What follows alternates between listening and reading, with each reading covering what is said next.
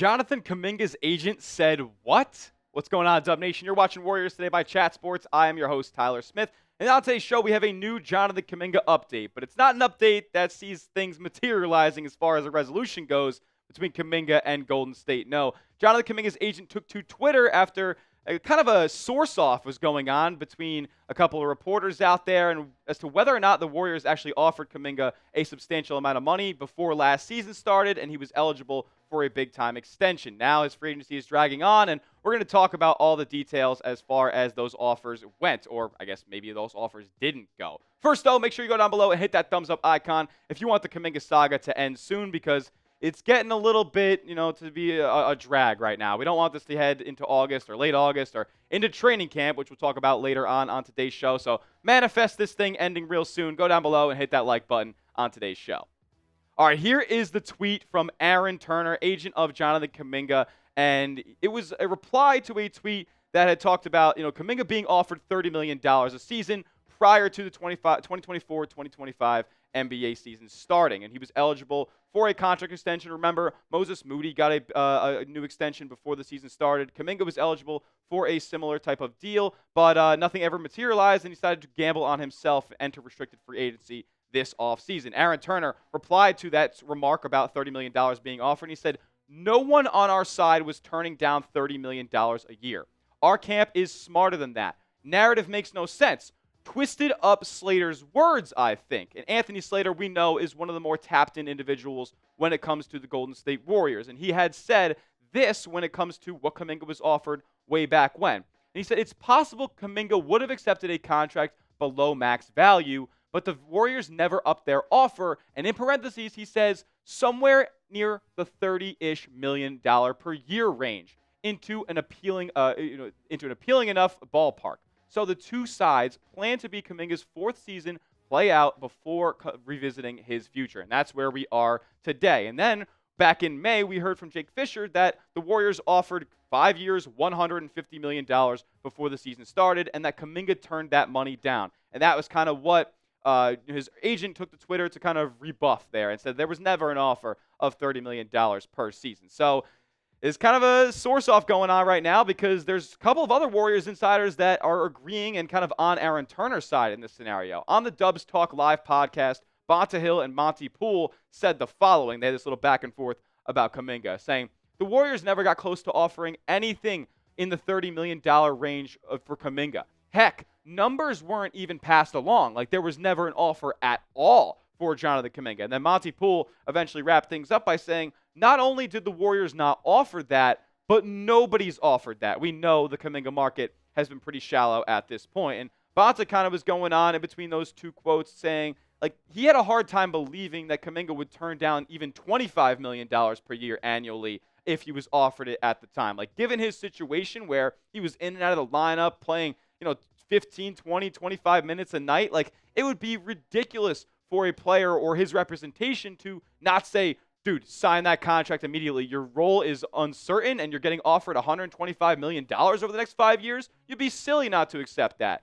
But you never know. Like, Kuminga, we know, wants to be an all-star level player. So there's a chance that he could have, rejected some sort of offer in that $25 to $30 million a year ballpark before the season started. But who knows at this point? Regardless of who's correct, the twisted words, like whether Slater was right or there was never any offer made at all, it is no secret and it is an absolute fact that Kuminga's representation has grossly misjudged his market, and they've screwed themselves in the process. Not only screwing over their client, but screwing over themselves. Like, their payment for whatever Kuminga is going to get on the open market right now, or obviously from Golden State, in all likelihood he will re-sign, is not going to be what was reportedly offered or was in the works of being offered before the season started. So, like, they have grossly misjudged this market. There aren't a lot of competitors out there right now throwing money or throwing big-time trade offers to go out and acquire Kuminga. So everybody's kind of stuck at this point. Both sides are playing hardball.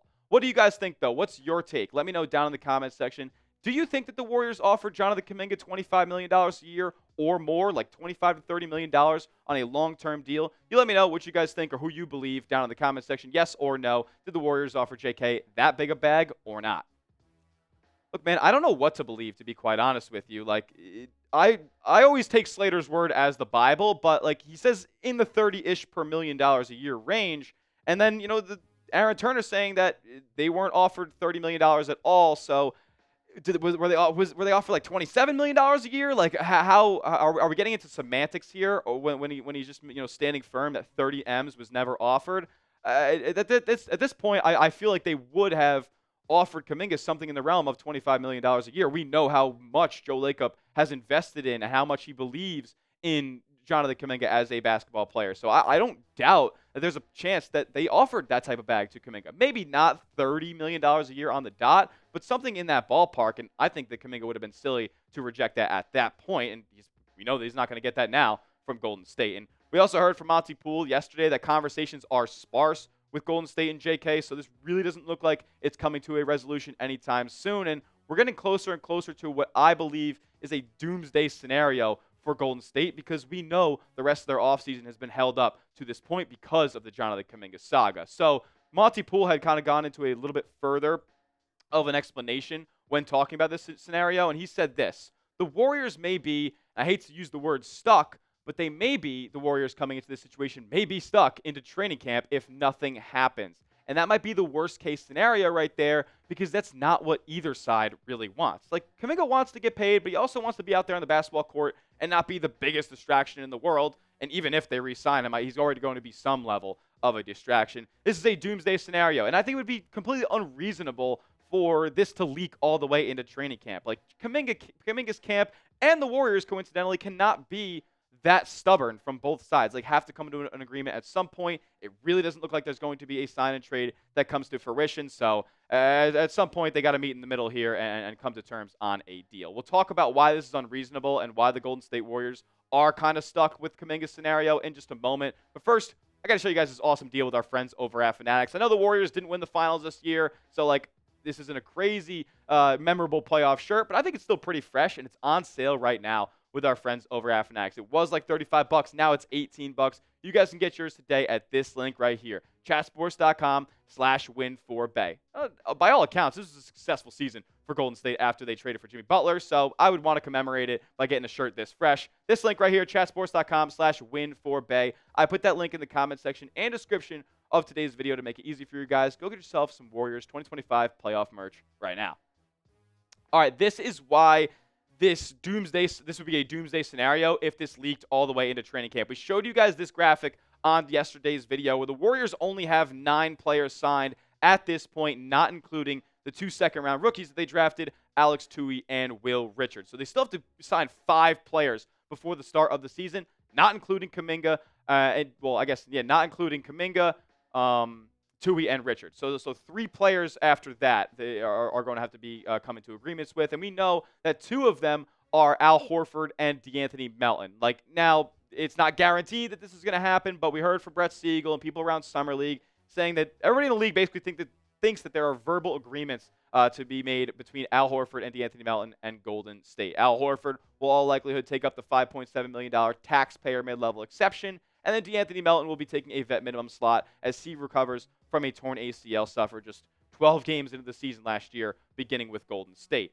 Now, the reason that the Warriors haven't made these deals yet, and the reason that Kaminga is holding them up, is that things get really, really complicated when it comes to the aprons and how much Golden State has as far as their spending power goes once those deals are made.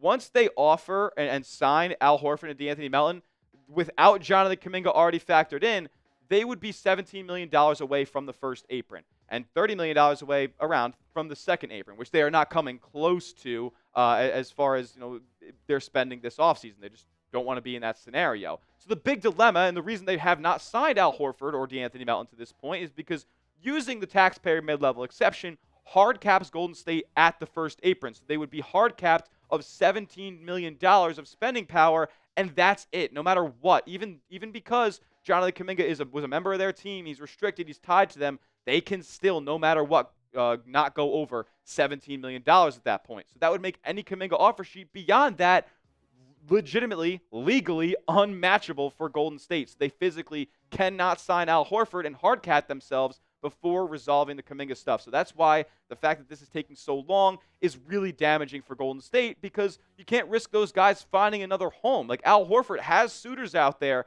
in this league. Teams can figure out ways to manipulate money and move things around, free up space to sign a guy like Al Horford. He is definitely sought after in this league by multiple teams. So Golden State can't afford for this thing to go all the way into training camp. I don't think Al Horford wants to wait until all the way into training camp in order to sign his contract. He's fine taking his time for now, but I don't know if that's going to be the same case in a month's time. So let's get this thing wrapped up as soon as possible, and the Warriors can be on their merry way with whatever they want to do with Kuminga, try to trade him in season. Now, as far as a trade goes, if you guys are worried about Kuminga signing later on and like 6 months passing and then being past the trade deadline, him not being eligible, all that stuff, I want to reassure you guys that that's not going to be the case. Shout out to my guy GSW CBA Perks. We talked about him yesterday. He made that Warriors cap sheet. It looks really, really cool. Shout out to him. He does great work. Give him a follow on Twitter as well. He said, for Kuminga, the trade restriction is when he re-signs is 3 months or January 15th, whichever comes later. So if it's, down the line and he doesn't sign until September, and then his trade eligibility day will be January 15th, because 3 months later it would be December, so January 15th is the later date. In all likelihood, it looks like the Warriors will be eligible to trade Jonathan Kuminga on January 15th. That's what it's looking like at this point. So it's not going to be a situation where he signs in November and then the 3 months is past January 15th. This is not going to happen. It's going to happen before the season starts, but just how soon before the season is the real question at this point. And that's what I'm going to ask you guys right now before we hop out of today's show. Will the Warriors and Jonathan Kuminga find a resolution before training camp begins? Whether it be a re-sign or a sign and trade, which is as the days go by, more and more unlikely. Let me know in the comment section, yes or no, will we see a contract signed before training camp begins? That will do it for today's edition of Warriors Today by Chat Sports. Lock us in and make sure you are subscribed for all the Kuminga updates the rest of the offseason. As long as this thing drags on, we're going to keep you guys in the loop with whatever we hear. So subscribe, turn notifications on, and we'll see you guys all in the next one. As always, let's go Dubs.